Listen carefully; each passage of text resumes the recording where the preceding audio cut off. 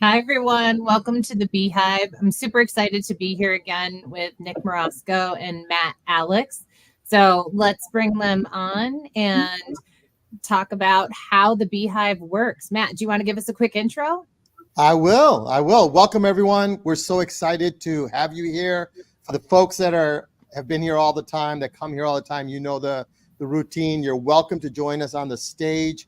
Just raise your hand. Gabrielle and Ro will manage the comments.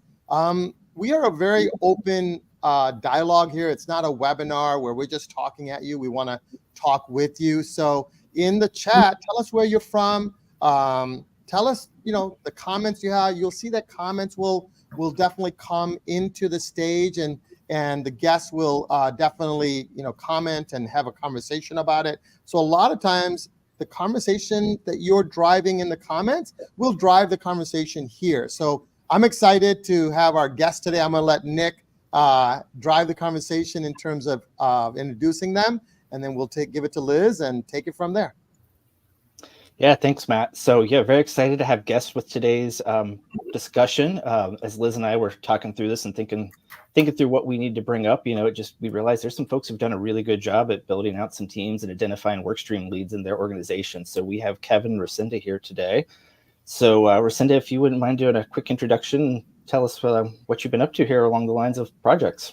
Awesome. Thank you so much for having me today. My name is Racinda Manella, and I am proudly the Associate Vice President of Enrollment Management and Student Success at CNM Central New Mexico Community College. But more importantly, at this point in time, my job is to help facilitate and lead our implementation of the SIS for Workday. I've been in higher ed for 27 years, and I'm a business analyst at heart, and have done multiple implementations across my career. And this by far is the biggest and most challenging, but also the most innovative and invigorating. Awesome. Thank you. All right, Kevin.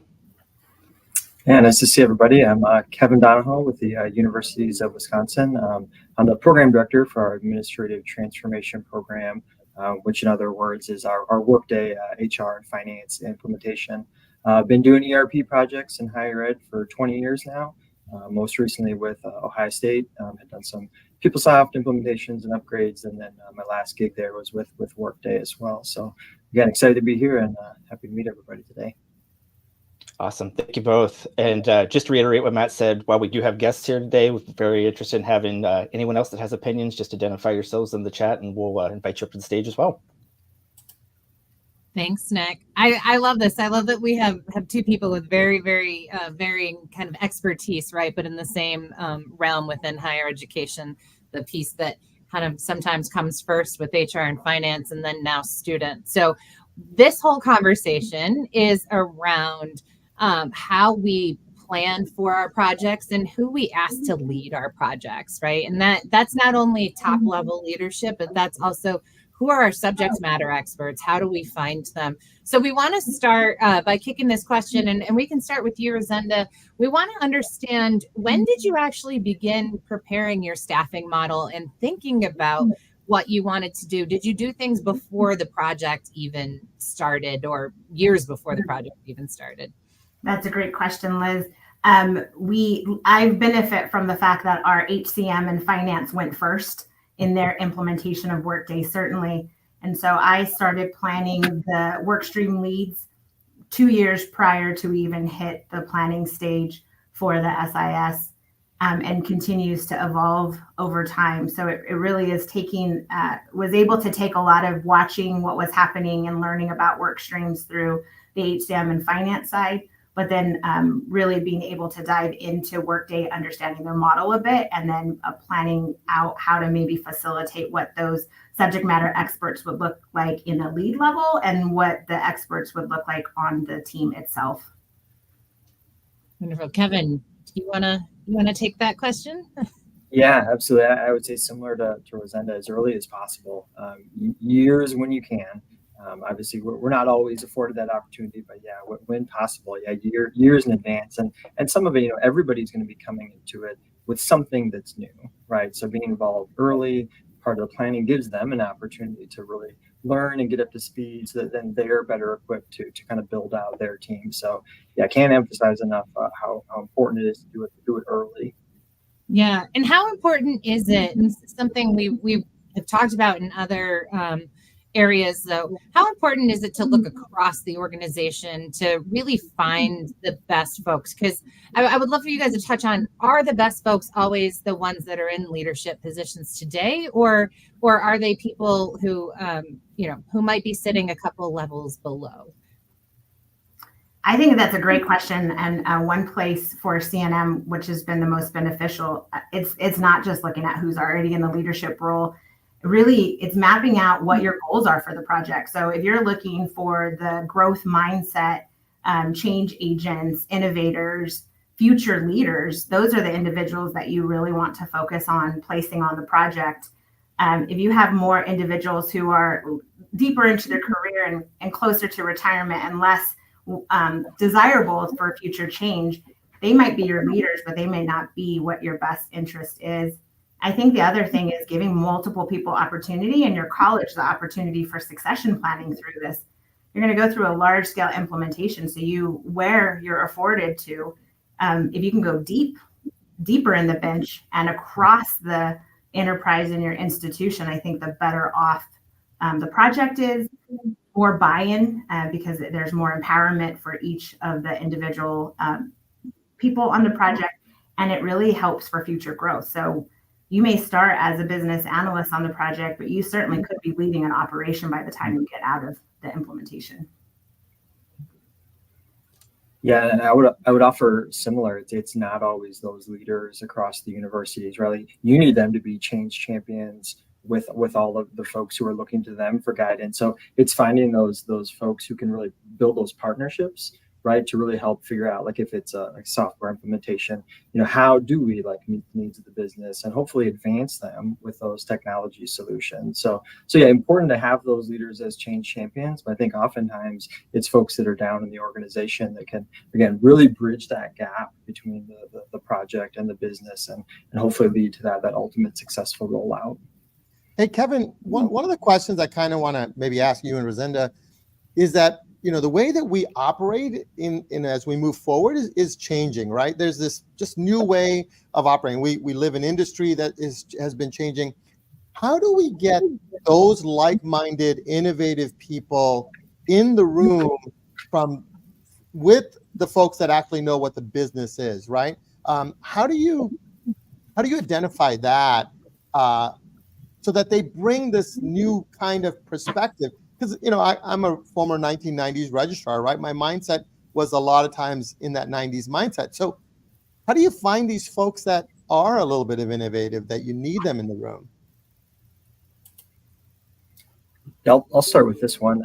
I think oftentimes we start with those university leaders and ask those questions to try and kind of pick their brains about who might they have who kind of meet some of these qualities, right? Like, who are those folks who are always trying to innovate and improve or find ways to do things better, right? Like lean into that energy, right? So I think oftentimes it's working with those university leaders to help identify who kind of has that mindset and who would they welcome as a trusted partner to kind of come to the project to help kind of work on their behalf. So oftentimes I would say it's working with those university leaders to, again, find that right mindset and approach of folks who can come over to a project and be successful.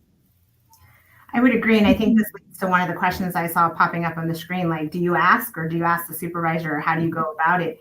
When you're afforded time, you have time to build goals and objectives, and you're able to go to those supervisors and do exactly what Kevin said. Who's that person sitting in the back of the room trying to figure out what that button is and what it does to the system when you press it? But it also means engaging those who have a different perspective or mindset, or maybe completely happy with the way things are. It is also about engaging them and getting them to change and help others change. So they may not want to be the facilitators of the actual change itself, but they can be the facilitators of lifting somebody else up in order to get there. So time allows you to have really positive and in-depth conversations with your leadership about what your goals and visions are for the project, which then allows you to really look for the soft skills that complement the subject matter expertise in your areas. And as we know, higher ed is changing. So your registrar role and your admissions director and your financial aid directors, they don't look the same anymore. I personally have seen challenges with hiring the candidates because the number of applications that come in for those very specific roles no longer really fit the bill. So really it's now, how do you develop your internal team so that in 5 to 10 years, they're prepared for those key roles that have changed and evolved over time. Yeah, and I think that's the important piece that's coming out of this. And Rosenda and I've talked about this a lot, but you, Kevin, you've touched on this. It's succession planning, right? And we all know within higher education, especially after COVID, and folks who are sort of moving on to different types of careers now that the world looks very different, we are missing some of that succession planning within higher education. And so, you know, based on Alice's question here, how do we create those opportunities and those leadership roles? You started it a little bit talking about BAs and how they can move forward. Do we want to pick this up, Rosenda? Like how do you lift a BA up into a leadership role? How do they not get stuck being a business analyst, right? Thanks for asking, because I'm like, me, pick me, Liz. This is where I'm the most passionate about. I think it started years ago, but it first starts in the organization in creating tiers, right? You want to create tiers from your entry level positions all the way up through your senior leadership so that employees can see a future of where belonging. So remember, it's also about meaning making. You make meaning to the employee about the work that they're doing. And so by building plans for doing so, you're able to accomplish that. So as Central New Mexico, we're really fortunate that our leadership has acknowledged the role of the business analyst within our institution itself as far as the operation goes. But those are also individuals that can naturally navigate and move into leadership roles. So now if we're able to position a business analyst or two on each of the work streams, that is creating an opportunity for maybe the director is leading the work stream, but the BAs are sitting on the work stream. They can work in training them in type of the situations that you face, decision making, other type of things. And now the business analyst has multiple ways of lifting others up as well. I think the other key thing is changing your culture around maintaining all the information. Like the registrar is the only person that can have this information. What we try to do with all of our business analysts and business process analysts and across the college really is your value to the institution is the more that you learn and share. So the more you learn and share, the better you create. I think she said it in circles. I don't remember how she framed the question, but around in circles. And so ultimately that's what you're trying to do. The more people that have knowledge about transcripts, the more opportunity everybody has. And then it is really taking care of multiple things. It's taking care of your institution, taking care of your project, and it's taking care of the future of your employees. And so I think that's how you build a more substantial change so that those individuals can become leaders in their what, and you don't just have that single line of, well, who is next, right? Who is next? Yeah. And I think, Kevin, I'm going to kick it to you. You sort of started talking about this. I don't know if you realize that you said something about collaboration, right? Like it's the people who love to collaborate, because I think that's a huge part of how you lift somebody up and how they get to where they need to go institutionally. Yeah, absolutely. And, you know, I think some of it is just being close enough to your team to understand like who has that aspiration to move into a lead role, because not everyone does, and that's okay, right? But for those folks that do, trying to find those opportunities. And I've seen a lot where, you know, maybe their first opportunity is leading a small team, but without managerial responsibilities, because that's a big step for a lot of folks that haven't had to do the managerial component of it. And if they're able to partner and kind of lead and guide that team, well, then maybe the next step is they're actually managing a small team in that capacity, right? So it's creating those building blocks and then making sure that their supervisor, right, is giving them the framework and structure and support to help them be successful in kind of the new components of what they're learning and diving into in their roles. Yeah, and I see Bill and Alice kind of talking about how do you create those mentors? How do you break down those silos? I think having spent 20 years in higher ed myself, I think it is those people who are collaborative that do tend to just naturally do that, right? Like they're the folks who on their way back from coffee say hi to about 10 people, right? And, you know, before they get back to their desk, they're just naturally breaking down those silos. So what are some of those characteristics of the folks that you have put on projects that would answer some of these questions that Alice and Bill have. You want to take it, Kevin? You used the characteristics of the folks. Characteristics of, yeah, like what kind of what do they just naturally do that make them good subject matter experts or leaders or cross collaborators?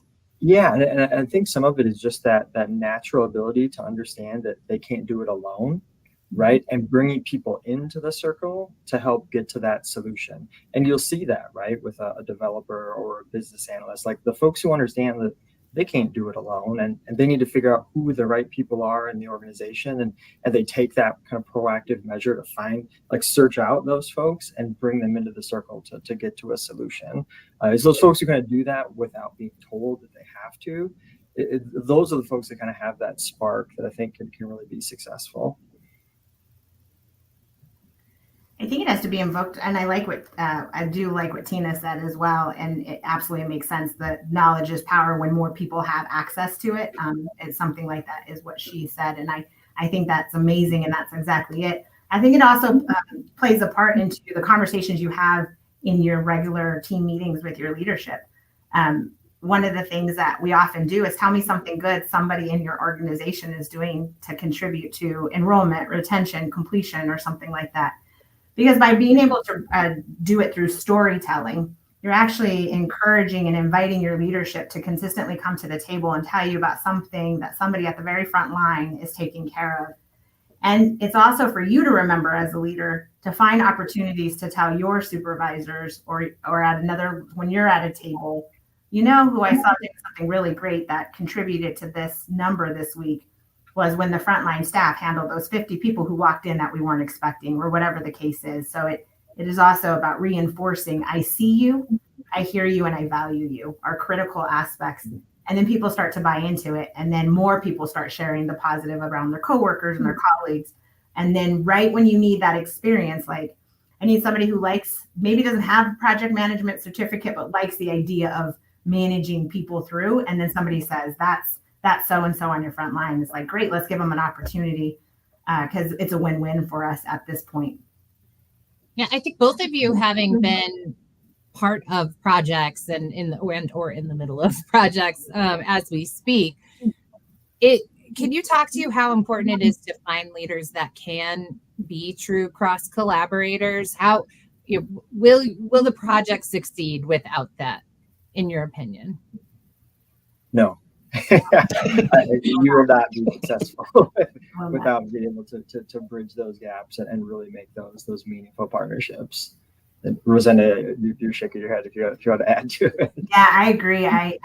It's hard, and I read somebody's comment too about the silos. Can you really break silos in higher ed? And I don't know. Any of us who have spent any time in it, or say, I don't know, but you can, but you can't complete and you can't be successful without the cross collaboration. So one of the things we are doing on the project, and it's ebbs and flows, right? Sometimes it works, and some days we have to go back to the table and say we're not communicating like we once were. But for our project, we really, because our enrollment's about 19,000 per semester, so we're a pretty large enterprise itself, and so size does contribute to the ability to collaborate across the institution. Really, what we're trying to do on our Workday implementation is we created a triad. And so really looking for representation of the data, the technology, and the functional unit. And it's making sure as decisions are being made that all three ears were in the room and all three voices were heard. And it is our responsibility as leads to look to our left and look to our right and to make sure that we are collaborating. That collaboration doesn't always work. We sometimes want to get the job done. And we know collaboration takes more time, right? Like collaboration takes more time. So you really have to invest in that. And then be willing to call each other out on it. And Nick and Liz, they're working with us right now on our implementation and been great partners. Sometimes you just got to be able to call it out with one another that we're moving too far past what that triad experience was expected to be. Yeah, can you, Kevin, give a good example of when cross collaboration led to the success that you guys were looking for in your project? Yeah, I can share an example kind of right now with our Workday implementation at Wisconsin. So you can imagine the beginning of the project, we've got our implementation partner in, and HR is trying to figure out all of their hierarchies, and finance is trying to figure out all those hierarchies. And you recognize that, okay, in between those areas, we need to understand the linkages and how things will work together in the future. So we get moving down this path, and then we start bringing in the student folks, and all of a sudden they've got questions we don't have answers to, right? So it's like, oh, I don't think anybody intentionally wanted to exclude them, but it was just those folks they were trying to learn it and figure it out themselves. And then as soon as you broaden it, it's like, oh, now we all learned something. We've got some rework to do, right? So it's led to some really positive collaboration and some solutions that are different than what we thought, really, in all the areas, like what we were thinking about with HR finance, what student was expecting, right? I think everybody has kind of collectively learned, and everybody has adjusted to ultimately get to solutions that will work for everyone. Love that. That's fantastic. Welcome, Bill, to the stage. You've been putting some great comments in there. The next topic, because I think we touched on a lot of really good points about the type of person and breaking down silos. I want to talk about right now, when starting a project and thinking about who you're going to have staffed on that project to get you through. And these are not short projects, right? A platform project, HR finance, you're talking 12 to probably 18 months. Student, you're talking 18 to 24 months, if not longer, depending on the size of your institution. So is it more important to bring people onto the project that have institutional knowledge, or can you go outside the institution to find folks to lead your project? I'll start that one. So I actually think that you need to understand all the different pieces of the puzzle, and I think where you'll land is complementary resources, right? Like, you need those folks that have the institutional knowledge, and you also might need some folks who understand the project and kind of how that goes. And if you can kind of fill out those key roles and across a leadership team, have all those bases covered, I think you're going to be in really good shape. Speaking from my very personal experience, I'm leading the Workday implementation for the University of Wisconsin, and I just joined at the start of the project, right? I've been at Ohio State for 16 years, so I knew nothing about UW, right? But again, we pulled in the right folks who understood the business landscape or the technical landscape. I pulled in some other folks who understood the project, and at the end of the day, I think we found the right kind of complementary balance to make sure we have all the bases covered. I love that. I think that's a really great way to describe it. It's the complementary of it all. So to answer Liz, it's both. You need the institutional knowledge, you need the technical know-how, system implementation, maybe even outside of higher education, certainly, because I think the more resources you bring into it, the better you learn. So, even at Central New Mexico, we're part of a collaborative. So we are actually implementing the SIS with 5 other community colleges in the state of New Mexico. And we're not a system. So this is independent colleges deciding to go at it at once. So you need a lot of different resources that can help you facilitate things you haven't experienced before. So bringing on an implementation partner like Beyond Academics has been really helpful, because you've been through a Workday implementation. For SIS, CNM has not, but many of us have been part of implementation. So I think it is a balance that you do complement it all. And it's a mixed scenario, because you also don't want to hang all your hats on one resource, and then that resource walks out and there's not a way to pivot in the moment. That's awesome. Yeah, and I think it's really important to I think for us to baseline on that, right? That this doesn't have to just include folks from the institution. You can look for experts. You can hire folks like Kevin who've kind of been through something similar at a similar size institution. I think that's really important. The other piece of that is also going back to where we kind of started. Would you recommend, and do you think it's important to have skeptics on your team, folks that are not quite 100% bought in, but you're like, I'm going to give you an opportunity. I'm going to put you in a lead role. I'm going to ask you to drive a work stream for us. Maybe even bringing in some controversial figures. When you do a huge implementation within higher education, you're dealing with faculty, you're dealing with alumni relations, you're dealing with administrators, right? IT, a lot of different constituents. So just thoughts on controversial figures or people who are 100% bought into the projects. Yeah, I'll start that one. I think it's a balance. I mean, I think it's great to have skeptics who ask the hard questions, because if we can come up with those answers and the solutions, we're probably going to be better versed to handle all the questions that we'll get from the university community. The balance, I say that, that's different than somebody who is just staunchly opposed to it and is going to sabotage, right? So I think it's a delicate balance, but again, I think it's healthy to have folks within who are challenging the project team to really make sure we've looked under every stone and have really come up with thorough solutions. I think that's been the biggest challenge personally for me, really trying to walk the talk I speak, right? Like opening it up, letting go, really trying to bring in the voice around the college. And so, yes, bringing on, actually reaching out and bringing on individuals where historically we may have disagreement about the way the two divisions operate but to Kevin's point, you really got to make sure you're not bringing in the ones that are going to hold you back from doing it, but the ones that are going to make you question exactly where it is that you're trying to go. And I think it's really critical, especially when historically at our college, our SIS has been facilitated, ran, and managed by our enrollment management and student success division, right? Like that has been their key responsibility. But academic affairs in our institution really drives a lot of the policy and the information and the scheduling that goes into the system. So it really is ensuring you sit back and that the voices are heard across the institution. But that also means what I've learned, though, is they've actually become our biggest advocate to say, do you understand that team says everything to say yes to you? And now as they're trying to move from Banner into Workday, they're having to take their fingers off those Band-Aids that they placed on things. And really it could work to your advantage to bring in somebody who may have often challenged the process or the complexity of your operations. Yeah. Oh, go ahead, Matt. You're on mute, Matt. Yeah.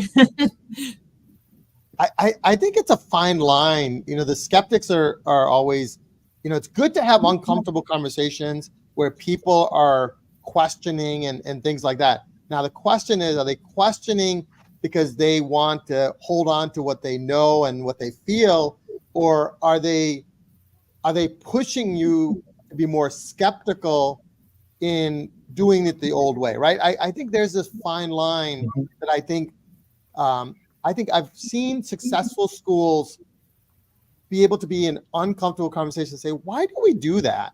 Because, you're spending $20 million, $30 million. This is an opportunity to really transform as opposed to just lift and shifting, right? And I'm a big believer that we need a little skepticism on what we do today may not be the right thing, but also be willing to recognize as you move forward, it may not be the right decision, but you will make it right as you go. Like, I think that is a conversation that I think is really important. And I see, Rolinda, you're nodding, so I'm going to throw it your way. But I do think it needs to be thought that way. Absolutely, right? Because we're actually building the system for the next 20 years in our case. And so you hit it. My head was just nodding because I'm in 100% agreement with what you're saying, Matt. It is really utilizing those relationships to make the best of it. And if it isn't uncomfortable, if the implementation isn't uncomfortable, you probably haven't done it right. Yeah. So as we're talking skeptics and things here, I don't want to lose sight of the speed of the chat going here, but there was some talk of communication plan. So William, I'm going to put you on the spot. You had mentioned a few things, but what is the role of the communication plan in addressing our skeptics? And I think a lot of times communication plans are one direction, but how do you receive that feedback and incorporate it and bring the skeptics in, even if they're not a core part of your project team? And sorry if I added what you had in your mind there. That was a big question. We're going to have to come back to different parts of it. So Matt says there's a fine line for healthy skepticism between how we did it the old way and how we're going to do it the new way. And I actually don't think it's a very fine line. It's very easy to tell and realize who people are that were like, hey, we've always done it, because that's what's always coming out of their mouth. They don't want to change and they're not prepared to change.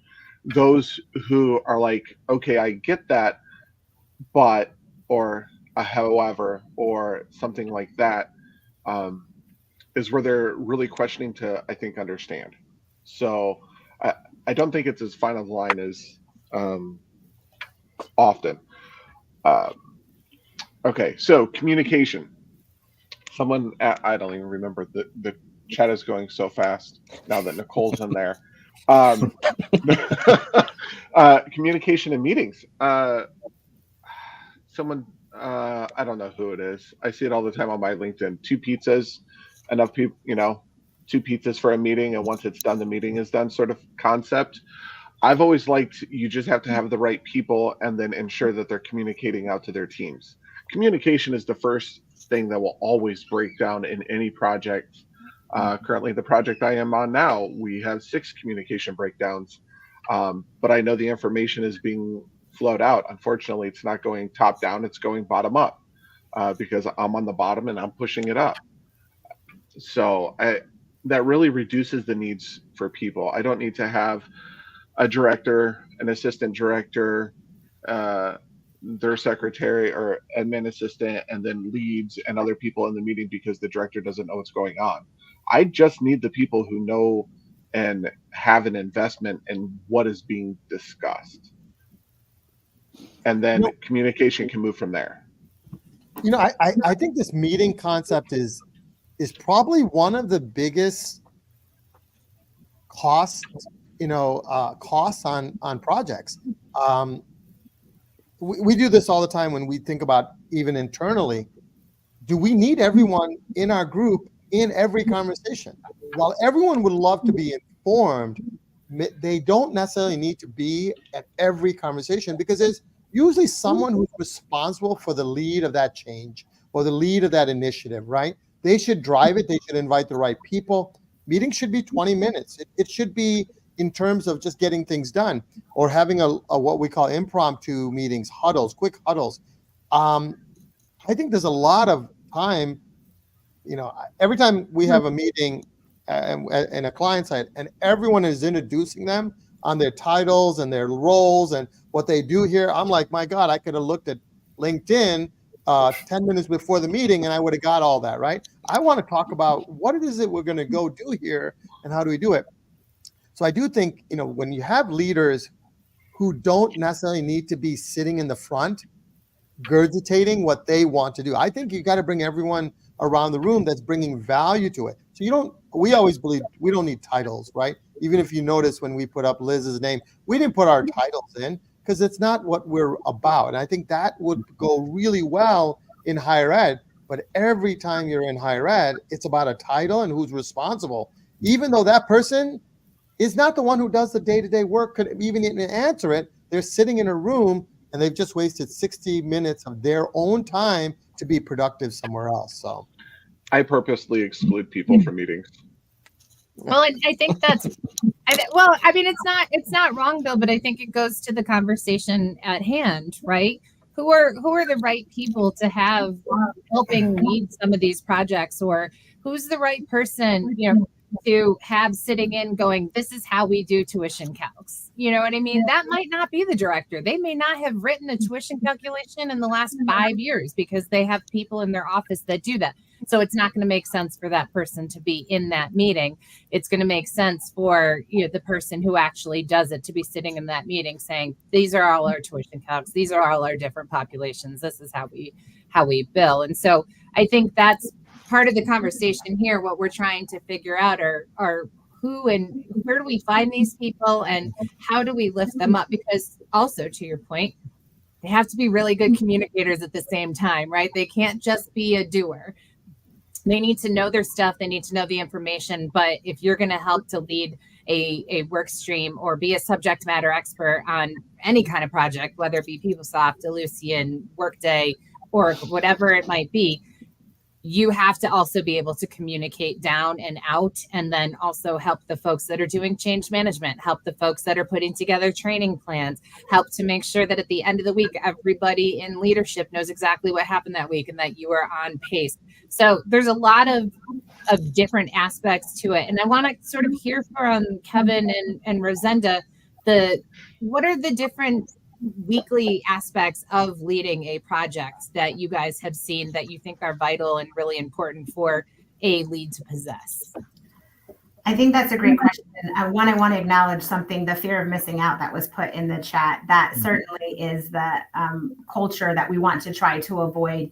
And that does go back to trust. You have to put the right people in the room that you trust to make decisions in your absence so that you can be absent. And I think I struggled with that at the beginning of the project, honestly. I'm not the executive sponsor. I report to the executive sponsor, pretty much leading the rest of the day-to-day operations of it. And I thought I had to be in every meeting in order to hear everything. And I realized very quickly, one, that was going to be tiring. It was going to burn me out and burn other people out. But two, I put people in there to begin with. My plan was in place of trust. But communication's a two-way street, and that's been a really hard thing to push around, right? Like, it does have to go from the top to the bottom to the top, left, right, and you have to be able to facilitate and communicate that effectively. And I've told my team, like, a thumbs up doesn't mean you like my message. A thumbs up in chat just acknowledges you heard me, like that you're there and we're here and we're hearing one another. But I think there's critical reasons to communicate upwards. It doesn't mean you can't bring people into the conversation or the meeting, or that you can't leave them in the conversation. It's all about what is the elevator pitch that they need to know when they walk into the next meeting, because that meeting might make my life a little bit easier on the project. So when we chose our lead, I think it was critical to make sure that those leads had a trusted, invested interest in the overall success of the project. I think that's a critical piece of it. There's probably some relationship between at least one or more of the executive sponsors in it, meaning all of our workstream leads are either really well connected and have a relationship and a partnership with them, or on the technical side, they have a relationship and partnership with the technical leads. So I think that's a critical thing. You still got to trust people and they got to trust you. But I think overall, what any of us want is autonomy to do our jobs. And when we have the autonomy to do our jobs and we're given the correct skills for communicating, I think that's a good formula. Doesn't mean it always works. And any institution, if you look at any survey for anything, the number one problem is always communication. You know, as you talk about communication, I think the other thing we have to think about is setting the expectations on the roles of people through the journey of the implementation. The implementation is a long journey, and really successful ones is when everyone is included and their roles are there. So when we need testing, when we need design, when there needs to be a communication plan, when it needs to be the raw session, right? Sometimes you don't need to be in the meeting for a decision, but you may need to be there to be the sponsor that promotes something. So I think some of planning your team is identifying the roles so that the FOMO doesn't come out, because they know that they are going to be successful as a whole and they have a role to play. And then when you are successful, hey, I played a role. It's no different than a basketball player. Not everyone is LeBron James, right? You need people to be able to pass it to LeBron. You need bench players to give LeBron a break. Like, there's different players, and those people win championships on that role. So, I just want to add one thing to that too. It's not just about your project team. So let's not forget the people who are sitting in the operations. You need to get their participation and their feedback, because they're going to, if you keep the communication going between your project team and your operations team, when LeBron James is not one of my favorite players. So when one of your favorite players can't do it, you don't have to pull just from the project if you've invested. And what that's doing is it's also investing in getting the champions and the buy-ins for when you actually have to implement it in your production. So I just don't want to also say, when you're building your leadership for your work streams, you are also thinking about the skill sets you need to make sure that you keep in communication with your rest of your teams. So as we talk through this, I'm reading the chats and it is just moving. So I'm probably missing things, but there is a big theme of communications in leadership, not just leads. So I think I want to say this as a question and a personal opinion, but a part of me says everybody on the project has a leadership role, whether they're the workstream lead or not. And communication is one of those places where we can reinforce that point. So if you hear something that another workstream needs, or your director or whoever, that is a piece of project ownership that every single team member can take on, and escalate that, or like I said, communicate across teams, take the initiative to get the next meeting scheduled, make sure that meeting's productive by having an agenda. Kind of cherry picking through the comments here, but at the end of the day, communication is it's not just one direction. And no matter how many communication paths we create on a project, we still need the team to trust each other and have that autonomy to reach out and have those communications. So that's the opinion part of this. The question is thoughts on how we facilitate that. How do you make that happen in a project? Because that's a little less procedural. There's an organic piece to that that's very hard to quantify, and to me is always varied by project culture. Yeah, I'll start that one, Nick. I think I agree a lot with some of your opinions there, and some of it is the culture and expectation setting that everyone has a role in communicating, and I think your leadership team can help model that, right, in helping make sure that they are sharing up, down, and sideways. So I think there's that part, and I think the other piece that we do that is a little bit more procedural is what other framework can we put around the team-wide communications that just helps support, right? That things aren't going to slip through the cracks, right? Because we want to encourage everyone, and we hope that works, and we don't want to rely on it solely, right? So what else can we put in place? And just as an example, at Wisconsin, my project team is about 300 people, right? So yes, we want to encourage everyone to take an active role in communication, and we try and provide some team-wide things. So once a week, we send out a team newsletter of like, hey, here's some things we want to make sure everybody is aware of or has heard about. Maybe it's a topic for your team meetings if you specifically want to dive in deeper, but let's make sure everybody hears about kind of those key things. And then every other week, we bring everybody together just for 30 minutes for topics where we expect there might be some questions and we may want some dialogue. And really anyone on the team can submit topics for what we want to cover, right? So again, it's a multifaceted approach. But again, I think if your leadership team is really embodying that expectation of trying to help communicate in all directions, hopefully everyone will follow their lead. I like that. Resenda, I see you nodding. Do you have anything to add there, or just general agreement? I think just general agreement, but I am interested when Kevin talked about framework, I immediately remembered Tina's chat. So I'm curious about the framework that she put in there. Yeah, we, like you, Resenda, we actually started in October of 2022 when the college decided to look for a new SIS. We started that discussions with stakeholders, like this is what it could be like. What are your thoughts? What are your feelings? So we really started that change piece almost 2 years ago. And along the way, we knew a couple of things. We knew there was going to be specific areas that would experience the FOMO. We knew there were specific areas that probably felt like they had an exclusive right to making decisions around processes. And we also knew that in order for our Workday implementation to actually change how we were working, we needed input from others. So it wasn't just financial aid saying this is SAP, it was financial aid and everyone else who is associated with SAP to tell us what SAP should look like. So we created, it started off of a common project management, the RACI, and we ended up calling it a DOSI. And we brought together our key stakeholder teams like financial aid and advising and tech services. And we said, for all of the tasks that you do, which you shared with us during needs gathering, think about who are the doers of those tasks, who owns that task, who should be consulted on it, and who is simply informed. And in creating that framework, we started setting the expectation for our stakeholders. There's going to be work that you're involved in where we're simply just going to tell you after the decision is made, this is what we're doing. And then there's going to be work where we are intentionally going to reach out to you because we need your input, but you're not making the final decision.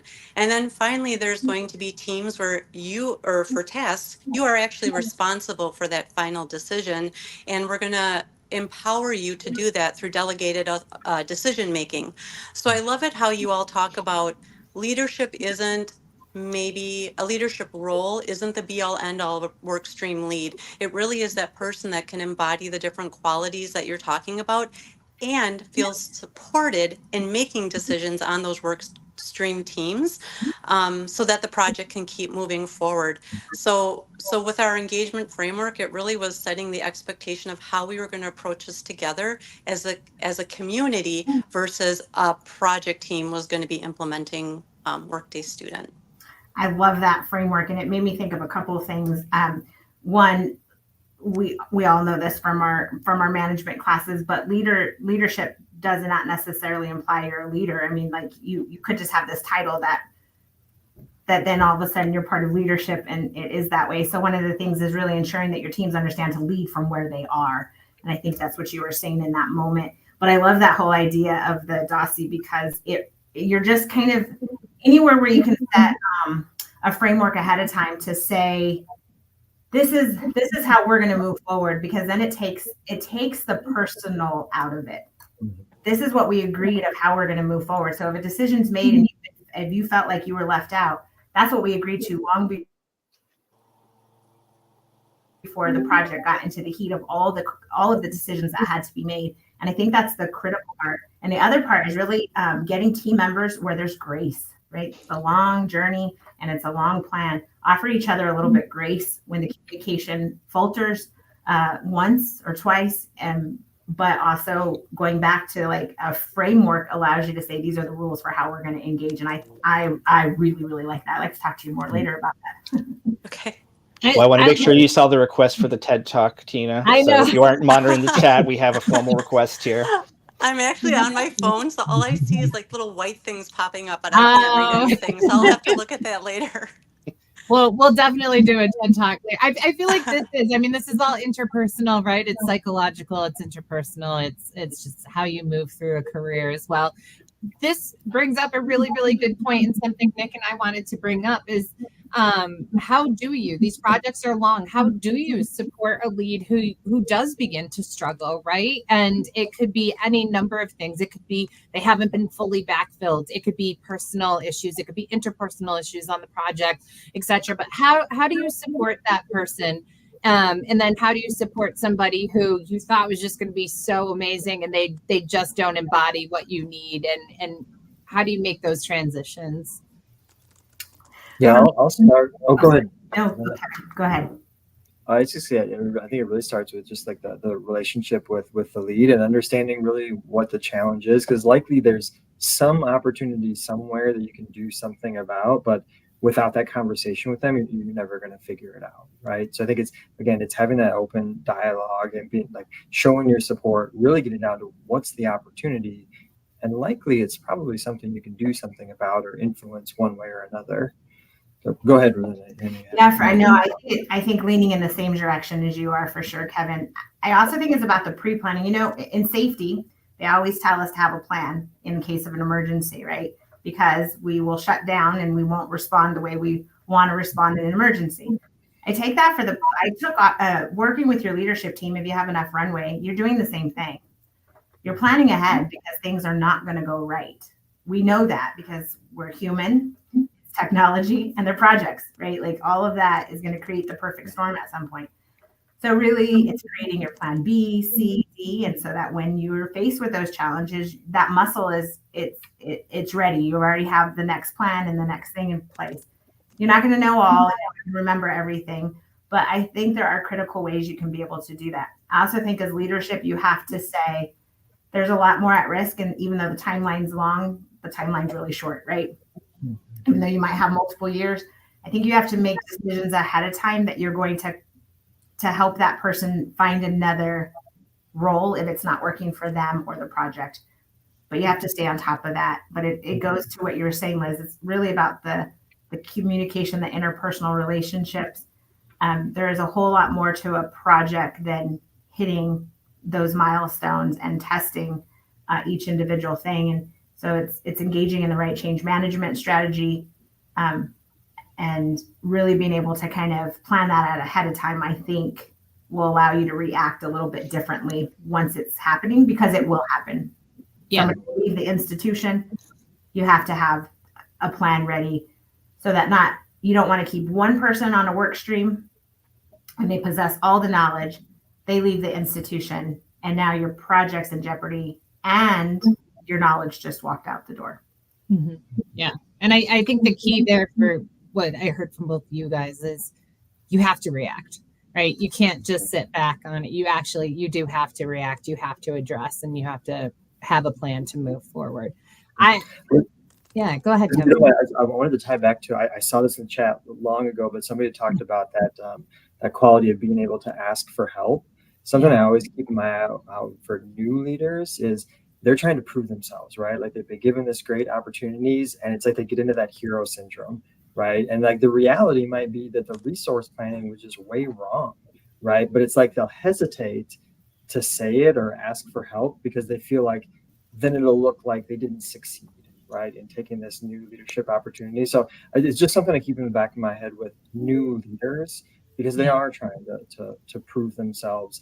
And it's okay to ask for help, right? And being able to just encourage and support and make sure they're, what more important is highlighting, right, what we could do something better, and then coming up with an action plan for it, right? Much worse to not do something about it and then kind of live with that stress and pressure. It's going to cascade down to the people they're leading. So again, I know it came up in the chat of asking for help, so just kind of want to make that connection there too. And that's brilliant, right? And seasonal leaders can show more vulnerability, that they too have to ask for help, right? Like it's I love what you're saying, like it is about that, but somebody has to show them that behavior to begin with, I think is incredibly important. So your seasonal leaders have to be able to say, I don't really know how to answer this. What do you think? Yeah. I want to touch on two things. We've got about 10 minutes left. Backfill. I want to understand where you guys sit on how these projects work. And it doesn't have to be Workday. It could be any type of big ERP, SIS implementation. But where do you sit on a backfill strategy? Is it necessary? Does it need to be 50%, 100%? We'll start with you, Kevin. Yeah, I have lots of thoughts and reactions to that. The 50% piece, I really feel like if they're going to be on the project, they need to be 100%. I've just seen it too many times where they're trying to balance both, which really becomes more like 75% to both. So I just feel like we're asking too much for folks to kind of keep a foot in both realms. So I really do like, giving people the opportunity to dive in full time. As far as the backfill strategy, I absolutely think it's critical to have a strategy. What the right approach is, I feel like I've seen things work and not work in different scenarios. And some of it just becomes, you ramp up so large for these projects, and then the project is over, and what do you do with all the people, right? So like some of the strategies I've really enjoyed were backfilling with contractors, where there wasn't necessarily that concern about future employment afterwards. But again, once you start hiring all these extra people for the project and you're hiring people for the backfill, and you just don't need all those folks at the end of the day, and now you're dealing with different concerns. So I don't know if there's a one size fits all answer, but absolutely critical to have a strategy and be talking about it before the project, before you start ramping up, because I've seen it too many times where they ramp up and they start the project, but they haven't really thought about the long-term ramifications. And then they can hear a little bit of I wish we thought about this, earlier on. So again, not sure what the exact right answer is, but definitely recommend having a strategy and thinking about it early before you ramp up. You're on mute again, Matt. Sorry. Can I push back a little bit on this one? So 40 hours is a lot of hours. Every week, 40 hours is a lot of hours. So when you take a person 100% and you put them in to a project and they're working 40 hours, to me, I feel as if they may not necessarily need to put in all that 40 hours. The reason that you are spending millions of dollars is consultants should be consultants for you. They should be architecting for you. They should be designing for you in a certain way where you necessarily don't need somebody to consume 40 hours. When I think about I've designed systems before, so I know what happens when we sit in for 40 hours in a week, times it by 2,000 hours. It's costly on both the consulting side and the client side. We talk about client time on project. One of the things that we're always focused on is how do we reduce it? Because we're spending a lot of money, to do this work, but then the client is doing the work. So there is this this fine line that I talk about fine line on the last conversation too. I believe that implementations are really ineffective in the way that we do it today. We sit here and we sit on projects and say 40 hours or 40 hours. Could we not architect this faster? Could we not use that for different testing? Could we not have iterations already built? Like, we're just seems like we're rebuilding the plane every time, and yet the plane has been flying in many different places. I think there is this element of, why spend 40 hours times 2,000? And that's what we do. We just accept it. I think I'd push back a little bit on that too, Matt, though. Sure. One, I think I would repeat everything Kevin said, so I'll try to add and not just repeat them. But one, you need a strategy. So without any strategy, it doesn't matter anyways. You do have to plan. I don't think any of us truly, I understand the whole concept of what you're trying to say about the 40 hours, but I also think that when you don't do that, when you don't draw lines for people, burnout happens and you lose. And I've seen that time and time again on multiple implementations across different types of organizations within higher ed. And we saw that on our HCM and finance side here at Central New Mexico. So I think the biggest difference is that leadership was willing to support the idea of this backfill, front fill strategy in order to provide enough resources. But I think we decided what we could invest that back strategy to do. We can invest that back strategy of spending the 40 hours in the project, understanding it to future build your employees, their talents, their skills, and what it is your operation needs to move forward. So you have to also start looking at these projects as learning incubators, as to learning different skill set, thought process, because a lot of our industry problem solving is critical. It's not always something that comes naturally to everybody, but you start putting them on projects like this where they have to think outside of their space, right? Like most people will think about their box. You're really starting to get them to think otherwise. So you could look at it from a different perspective, that you're not wasting resources on putting them in these projects for 40 hours at a time, if you're feeling like there is another piece of contribution they can be making to themselves and the organization for the long haul. Yeah, another piece of the strategy that I highlight where we've actually pushed back on the implementation partner, right? Like their whole goal is, we're going to get the thing configured, built, and get you live, get our paycheck, and they're off to the next project, right? So I'll hear from them like, okay, you got these many integrations, we'll just assign 10 resources and we'll just build this all. Well, that's not a very good long-term strategy for the university, right? Like I have all of these developers on PeopleSoft who have not learned the new skill set. All that experience and knowledge on what was built walks out the door. So I got to push back on them and say, no, why don't you give me 2 or 3 that can focus on upskilling, right? Like my PeopleSoft developers into that future talent. I'll take the hit on efficiency, right? If I'm upskilling them, they're learning the new skill set. At the end of the day, we're ready to support it when they walk away, right? So it's kind of pushing back against their primary goal, right, of getting it done so they get their paycheck, versus we need to be ready to take over once it's live. So I think that's another aspect of, maybe it's 40 hours a week of the employee, but can we reduce some of or change the consulting mix to get to a right long-term answer? Yeah, and I think this is the perfect segue to the next session that Nick, Matt, and myself will be hosting, is what are some of those strategies, like you just said, Kevin, right? We maybe have huge dev teams that we aren't going to need in the future. Maybe we have employees that we want to use this as the opportunity to ramp them. So our next session is talking about backfill strategies, but then I think I also want to talk about, and Kevin, maybe you can join us again, is do institutions need strong project management and project management leadership, right?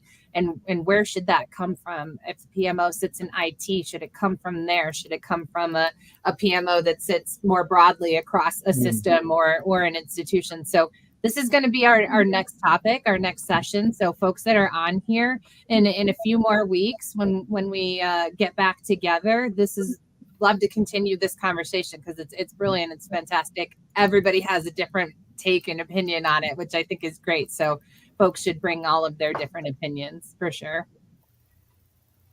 All right. Matt, do you want to close this out? I think we're good. We got about 30 seconds left here. Thank you guys so much for all this conversation. Tina, great input. We'll get to you with the TED Talk. Put that together. No, this has been great. I appreciate everyone, bringing in the conversation. I love the chat that's going on. Yeah, just join us on the next one. There's beehives all over. But Kevin, Rosinda, and Tina, thank you for your input and insight. That's been great. So, and Liz and Nick, thank you for leading the conversation. So thank you so much, everyone. Thank you. all. Thank you. Bye. Bye, guys.